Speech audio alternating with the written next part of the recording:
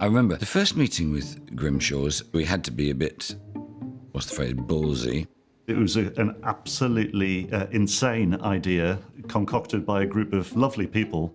And the insane idea was to build the biggest greenhouse in the world. We said, look, we're giving the opportunity to build the eighth wonder of the world. The only problem is we've got no money. And I don't think you're supposed to talk to signature architects like that. So when they said they'd call us, it felt very much like, don't call us, we'll call you. And to our amazement, they called back the following day.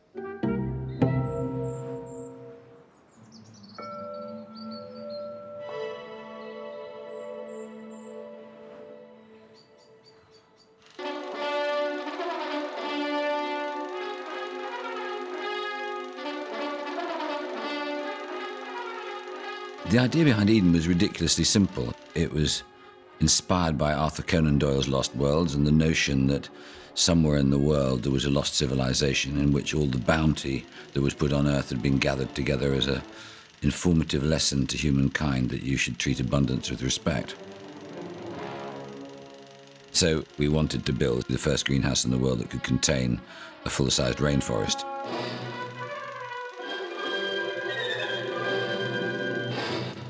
We came upon this place, pushed our way through the bushes, being rather careful because we knew there was a precipice there.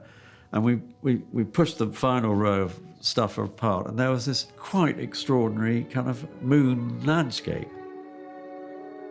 I walked to the edge and looked in, and it really did look like, like the lost world. This magnificent quarry that was just going out of its useful life. We knew it was where we wanted to build, in the crater of a giant clay pit in Cornwall. I think we felt right from the beginning that the topography of this great kind of bowl should be 50% of the architecture, so we should work with it. The initial idea was to do trusses rather like the trusses at Waterloo, rather filigree kind of beams, leaning against the cliff face, and to plant the cliff face so that it looked like the forest went on forever. The first challenge, actually, was nothing to do with those structures, or not much. It was actually to do with the nature of the ground. And while we were designing it, they were still digging out the last remnants of the china clays. It's rather valuable stuff, this. So they were kind of scraping out the bowl, really, taking the remaining stuff.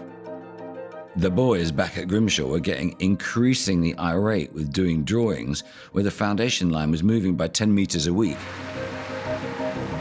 We had to do the design, but all the time we were doing the design, the ground was shifting around because the mining was still taking place, because the client couldn't buy the site until we could draw down the money from the Millennium Commission. So it was a kind of, chicken and egg situation going on that was just brilliantly solved by a clever, ingenious, pragmatic design idea. Bubbles. They actually adjust to wherever the land is, but you still get the same bubbles. We came up with this idea of almost like a series of soap bubbles resting on the side of the quarry. It was a really intelligent piece of design thinking that kind of went along the lines of, if you take an entire sphere, you can embed that in the ground. And depending on where the ground level is, you can kind of cut the sphere at that point. The ground could move down by several meters or up by several meters, and we knew we could accommodate it with quite small changes to the overall scheme.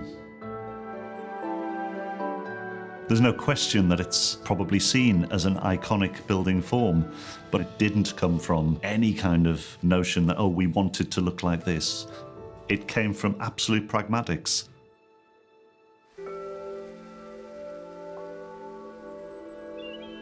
I love rainforests, but to be able to stand in one in Cornwall every day is a real privilege.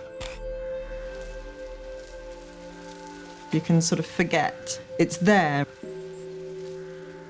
Then all of a sudden you look up and it's, oh yeah, this amazing thing's there again. This strange beehive-like structure. A geodesic dome is a dome that's much like an old-fashioned football. It's a geometry of hexagons and pentagons. the kind of hex-tri-hex geodesic structural form you see at Eden, you find throughout nature. So all sorts of spheres. It's from pollen seeds to other forms. Use that same mix of hexagons and pentagons to create the geometry. So a geodesic dome is an extremely unstable structure until it's complete.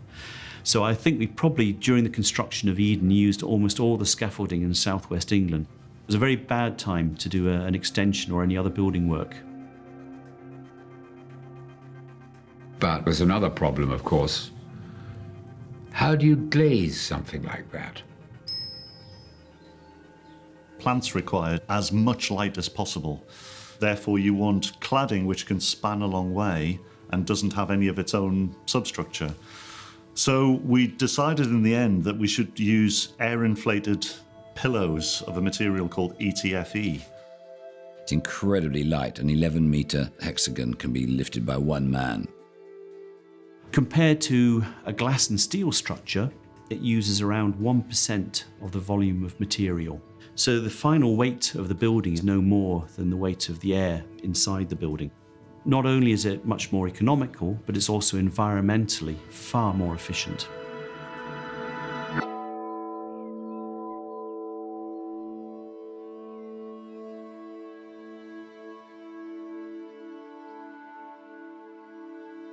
Our jobs can vary dramatically. General maintenance of the cushions, puncture repairs, from overpressurization, splits, bird pecks, all sorts really. Without these biomes, there wouldn't be an Eden. You have to have that close relationship with the structure built up over time to understand what's going wrong or where a problem's occurring. And I really do feel that they're part of my family that I'm responsible for and I care for.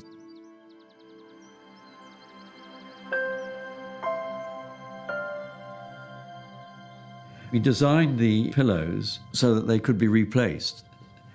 And over the years that structure exists, more and more fascinating cladding systems might emerge, and that eventually it might actually grow its own skin as sort of clad, with plant life.